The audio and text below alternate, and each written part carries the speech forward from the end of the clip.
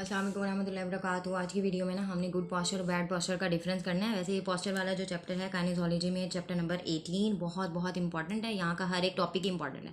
क्या क्या क्वेश्चंस आ सकते हैं वो मैंने ऑलरेडी पहले ही बता दिया है, तो हम इसको डिफरेंस पहले कवर कर लेते हैं। आपको पता होना चाहिए कि पहले पॉस्चर है क्या।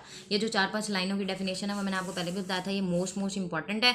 इसको आप जैसे मर्जी याद करो, तोड़ मोड़ के 1-2 लाइनें करके जैसे भी आपको याद करनी ही पड़ेगी।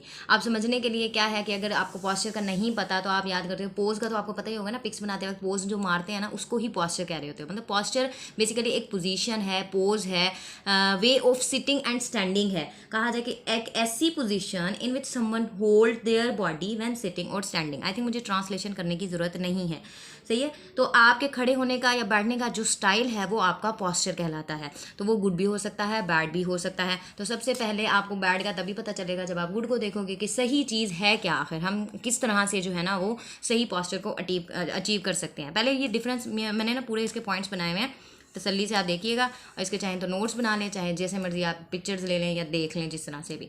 तो पहले, लेकिन उससे पहले हम थोड़ी सी ना एक्सप्लेनेशन देखते हैं कि गुड पॉस्चर है क्या, ठीक है। फिर उसके बाद हम डिफरेंस पे आएंगे। कैसे हमें पता चलेगा कि गुड पॉस्चर किस तरह से होता है। ये अगर आप पहले इसको समझो कि ऐसा good posture when you hold your body upright, least strain is placed on supporting muscles and ligaments during movement. Picture से अगर आप देखो तो ये है आपके पास गुड पॉस्चर, ठीक, ये गुड पॉस्चर है। और ये जो है ये बैड पॉस्चर है। आप इस तरह से खड़े होगे तो एक तो देखने में भी बहुत बुरा लगेगा, और दूसरा आपके जो नुकसानात होंगे ना वो मैं आपको बताती हूँ कि क्या क्या नुकसानात होंगे। ये अब आपके पास है गुड पॉस्चर।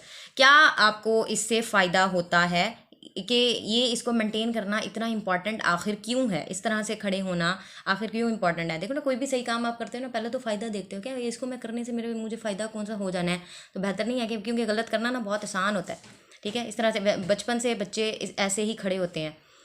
तो इसको करने से आपको क्या क्या फ़ायदा होगा, हम इसके 2-4 पॉइंट्स एडवांटेजेस के भी पढ़ लेते हैं कि it's extremely important to have good posture. जब आपका गुड पॉस्चर होगा, आप it improves your body alignment, eliminates neck and back pain, आपकी सर्कुलेशन इंप्रूव होगी, डाइजेशन ब्रीदिंग इंप्रूव होगी। एंड ये बोनस पॉइंट है आपका कि makes you look taller and confident. जो छोटे कद के हैं वो ज़रा पॉस्चर अपना अच्छे से कर लें तो वो लंबे भी दिखेंगे, ठीक है। तो ये आपका बोनस पॉइंट हो गया।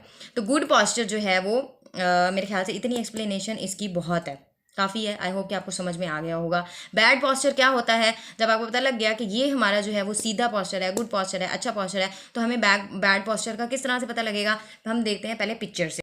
पहले भी हमने एक फ़ोटो देखी जिसमें हमें गुड पॉस्चर और बैड पॉस्चर का देखा। अब यहाँ पे भी आप देख रहे हो कि ये इस तरह से जो खड़े हुए हैं ये हमारा गुड पॉस्चर है। बाकी ये जो सारे के सारे चारों हैं ना ये बैड पॉस्चर है। इसमें क्या क्या चीज़ें आपको देखने को मिल रही है, forward head, thoracic kyphosis, lumbar lordosis and स्वे बैक। ये सारे के सारे जो है ना 4 नुकसान हैं। इस तरह से जिस पोजीशन में भी आप खड़े हो गए आपका बैड पॉस्चर है, ये वो सही खड़े होने का पोज नहीं है। और वैसे भी कभी भी आप इस तरह से पोज मार के तस्वीरें बनवाते भी नहीं हो, कभी बनवाई हैं इस तरह से नहीं बनवाते, तो ये बैड पॉस्चर है। इसको क्या होगा कि मतलब बैड पॉस्चर हमें किस तरह से पता चलेगा, whenever spine is positioned in an unnatural alignment. Unnatural alignment, अच्छा हमारी स्पाइन की नेचुरल अलाइनमेंट किस तरह से होती है, पहले हम वो देखते हैं। ये देखो, ये है नॉर्मल स्पाइन, ठीक है, नॉर्मल स्पाइन है, ये एक पोजीशन है। देखो ना हमारी स्पाइन में कर्व्स होती हैं, सर्वाइकल, थोरेसिक, लंबर, सैक्रल। वो खैर पीछे से देखो तो ये स्ट्रेट लगती है लेकिन ये स्ट्रेट होती नहीं है, एक एस शेप्ड होता है, ठीक है। जो स्कॉलियोटिक स्पाइन है वो देख लो आप, इस तरह से होती है, ठीक है। इसमें जो कर्व्स है ना वो सारी की सारी डिस्टर्ब हो जाती हैं। एक और पिक्चर में भी हम इसको देखते हैं कि यहाँ से भी पता लग रहा है कि ये जो स्पाइन के अलाइनमेंट है ये करेक्ट है। वो जो हमने देखा था ना पीछे से वो स्ट्रेट दिख रही थी, लेकिन आप देख रहे हो कि इस तरह से स्ट्रेट है नहीं। एग्जैक्ट जो पोजीशन है ना, मतलब कर्व्स होती है ना, तो कर्व्स इसकी इस तरह से होती हैं, लेकिन आप जैसे झुक के खड़े हुए होते हो तो स्पाइन की पोजीशन भी क्या हो जाती है, चेंज हो जाती है। यही तो बात हम कर रहे थे कि when our spine is position in an unnatural alignment, हमारे स्पाइन की जो नेचुरल अलाइनमेंट है ना वो इस तरह से है। लेकिन अगर आप इस तरह से भी खड़े हो जाओगे तो वो किस में आ जाएगा, वो बैड पोस्चर में आ जाएगा ना। ये अगर देखा जाए तो आप देख रहे हो कि इसमें जो मैं कर्व्स की बात कर रही थी, ये सर्वाइकल कर्व है, यहाँ से थोरेसिक है, ये लंबर है, ये सैक्रल है। इसमें जो सारी की सारी स्पाइनल कर्व्स है ना वो बैलेंस्ड है, अलाइंड है। लेकिन अगर हम बैड पॉस्चर की बात करें, देखो अगर इस तरह से खड़े हुए हैं तो सर्वाइकल कर्व भी आपकी क्या हो गई, डिस्टर्ब हो गई ना, और ये रिड्यूस लंबर कर्व ये भी ख़राब हो गया, थोरेसिक कर्व में भी मसले आने शुरू हो गए, लंबर कर्व में। तो ये सारी की सारी जो स्पाइनल प्रॉब्लम्स है ना वो बैड पॉस्चर की वजह से आ रही होती हैं। तो इस वजह से अच्छा, अब बैड पॉस्चर क्या होगा कि which can be due to tight और वीक मसल्स, ठीक है, resulting in bad posture, uncorrect posture. और अगर इस पॉस्चर को आप मेंटेन रखते हो ओवर टाइम तो आपको क्रॉनिक पेन्स जो हैं वो हो सकते हैं, और भी बहुत से मसले हो सकते हैं। तो इसमें हम देख लेने हैं कि चार जो मेन पॉइंट्स हैं, लंबर लॉर्डोसिस हो जाएगा, काइफोसिस एंड स्टिफ स्वे बैक एंड फॉरवर्ड हेड। इसको भी हम पिक्चर्स में देख लेते हैं कि ये किस तरह की पोजीशंस होती हैं। ये जैसे हमने पहले भी देखा, गुड पॉस्चर में देखा था, ये इसमें क्या हुआ है, फॉरवर्ड हेड, ये thoracic kyphosis, lumbar lordosis, curve देखो लंबर, और ये स्वे बैक। तो ये सारी के सारी जो पोजीशंस हैं बैड पॉस्चर में आ रही होती हैं, ठीक है। ये आप जो है ना थोड़ी सी एक्सप्लेनेशन थी। अब हम डिफरेंस के पॉइंट्स देख लेते हैं। इसके जो भी सारे पॉइंट्स हैं ना, ये सारे बुक के लाइंस हैं। आप जब इसका पैराग्राफ पढ़ोगे ना तो आपको पता लग जाएगा कि सेम टू सेम वही बातें हैं। इसको जो है ना, अगर आपने पिछले जो पैराग्राफ्स हैं समझ लिया ना तो डिफरेंस समझने में बिल्कुल भी मुश्किल नहीं होगा। पॉस्चर गुड तभी होता है जब आपको मिनिमम एफर्ट करने पड़े और मैक्सिमम आपको एफिशिएंसी मिले, ठीक है। थोड़ी सी कोशिश कर लो, फायदे आपको बेशुमार हो जाए, उसको हम गुड पॉस्चर में ला रहे होते हैं। लेकिन बैड पॉस्चर क्या होगा कि आपको unnecessary amount of muscular effort जो है वो रिक्वायर होगी इस पॉस्चर को मेंटेन करने के लिए, तो वो ऑब्वियसली बैड पॉस्चर होगा, जिसमें आपको ज़्यादा कोशिश करनी पड़ेगी। लेकिन गुड पॉस्चर में आपको थोड़ी सी कोशिश से भी आपका काम चल जाएगा। ये बहुत इंपॉर्टेंट है। ये वाइवा में भी मेरे से भी पूछा था सर ने, और ये क्वेश्चन पेपर में भी आता है, ये रिपीट होता है काफ़ी टाइम, ठीक। तो आपने इसको समझना है। तो ये पहला पॉइंट आपको होप सो समझ में आ गया होगा, क्योंकि देखो ना, मसल्स की एक प्रॉपर अलाइनमेंट है, ओरिजिन है, इंसर्शन है, अपने अपने एक्शन के साथ जो है ना वो अपना एक प्रॉपर डायरेक्शन में अपना एक्ट कर रहे होते हैं। लेकिन आपने उसकी डायरेक्शन को चेंज कर दिया।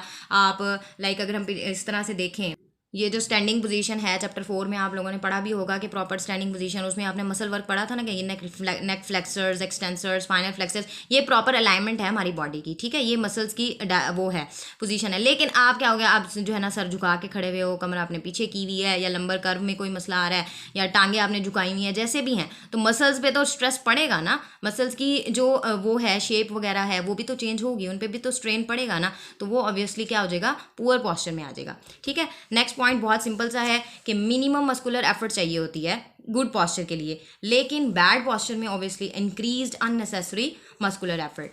नेक्स्ट थर्ड में आ जाता है कि perfect balance of one segment over the other. ये बात की जा रही है स्पाइन की। स्पाइन की बात किस तरह से की जा रही है वो हमें पिक्चर में भी हम देखेंगे। लेकिन इसमें क्या होता है, कोई परफेक्ट बैलेंस नहीं होता। हम ऑलरेडी पहले भी देख चुके हैं, इस पिक्चर को हम देख चुके हैं कि आप देख लो कि परफेक्ट बैलेंस, ठीक है, लेकिन यहाँ पे कोई बैलेंस मेंटेन नहीं रहता है, ठीक है। कोई इतना मुश्किल पॉइंट नहीं था। नेक्स्ट जो पॉइंट है वो है जी, इसमें कोई लिगामेंटस स्ट्रेन नहीं पड़ता। स्ट्रेन देखो आपने पढ़ा होगा, स्ट्रेस और स्ट्रेन की ना, स्ट्रेन का मतलब अमाउंट ऑफ डिफॉर्मेशन, ठीक है। वो जो स्ट्रेस और स्ट्रेन हमने फिजिक्स में पढ़ा था, यहाँ पे भी वही डेफिनेशन आप अप्लाई कर सकते हो कि कोई अमाउंट ऑफ डिफॉर्मेशन नहीं होती, मतलब no ligaments strain. Ligaments strain यहाँ पर पड़ता है, और cramping of the thoracic movements, ठीक हो गया। Aesthetically pleasing to the eye, और एस्थेटिक फोटोज आप लेते हो, एस्थेटिक आप देखने में भी आप अच्छे लगते हो। देखो अगर आप गुड पॉस्चर हो, लेकिन अब कोई झुक के खड़ा हुआ है तो देखने में भी, दिखने में भी हमें जो है ना वो अच्छा नहीं लग रहा होगा, ठीक है। कर्व्स और स्पाइन जो है वो एस्थेटिकली डिस्प्लीजिंग होती हैं। जो कर्व एक नॉर्मल कर्व्स हैं सर्वाइकल थोरेसिक अगर ठीक है तो वो अच्छा लगेगा, लेकिन अगर आप झुक के खड़े हुए हो, आपने कुब निकाला हुआ है, या आपने कमर कोई पीछे की हुई है, आगे पीछे, मतलब गलत तरीके से आप खड़े हुए हो, तो दिखने में भी वो अच्छा नहीं लगेगा, ठीक है। ये कोई फालतू पॉइंट नहीं है, बुक में मेंशन है। हाँ भाई, हाँ ये क्यों लिख दिया एस्थेटिकली प्लीजिंग टू आई, ये बुक में भी लिखा हुआ है, ठीक है। Good posture prevents the back pain, आपको बैक पेन भी नहीं होता। बैक पेन के आजकल बहुत मसले हो रहे हैं, वजह यही है कि हमारा पॉस्चर भी ठीक नहीं होता है। तो वो गुड पॉस्चर अगर आप अचीव करोगे तो आपको बैक पेन भी नहीं होगा। लेकिन बैड पॉस्चर की वजह से तो आपको बैक पेन और उसके साथ साथ पता नहीं कौन कौन से पेन और भी बहुत सारे पेन जो है वो स्टार्ट हो सकते हैं। ये इससे जो है ना आपका स्ट्रेस भी कम हो जाएगा। और दूसरा ये यहाँ पे है जी, leads to muscular weakness and stress. Muscular weakness भी होगी और आपको जो है वो मसल्स के ऊपर जो है वो स्ट्रेस भी पड़ेगा। जाहिर है कि देखो ना, एक मसल्स की एक प्रॉपर पोजीशन है, अलाइनमेंट है, उनका एक फंक्शन है जिस भी में उसमें करना है। लेकिन आपने पोजीशन अपनी चेंज की हुई है तो बॉडी पे स्ट्रेस भी ज़्यादा आएगा, ठीक है। मसल्स पे भी ज़्यादा स्ट्रेस आएगा, डिफॉर्मेशन ज़्यादा होगी, और पेन्स भी जो है ना वो स्टार्ट हो सकते हैं, ठीक है। और बैड पॉस्चर की वजह से आपको काइफोसिस, लॉर्डोसिस हमने पहले भी देख लिया, हेडेक भी हो सकता है, कॉन्फिडेंस भी नहीं रहता। कोई भी अगर बंदा इस तरह से खड़ा हुआ है, झुक के खड़ा हुआ है, बिल्कुल अगर झुक के खड़ा हुआ है तो कहाँ से लगेगा कि ये कॉन्फिडेंट है। लेकिन अगर आप इस तरह से सीधे खड़े हुए हो तो यू लुक कॉन्फिडेंट, कॉन्फिडेंस भी नहीं रहता। और मेरे ख्याल से मैंने कोई भी पॉइंट इसमें मिस नहीं किया, बुक से ये पूरा का पूरा कवर हो जाता है। ये शॉर्ट क्वेश्चन है, शॉर्ट क्वेश्चन ही आता है, हाँ लॉन्ग में अगर आता है ना तो आता है presentation of the good posture, तो वो लास्ट में है, उसको फिर आपने सेपरेट याद करना है। तो that was all about good posture and bad posture.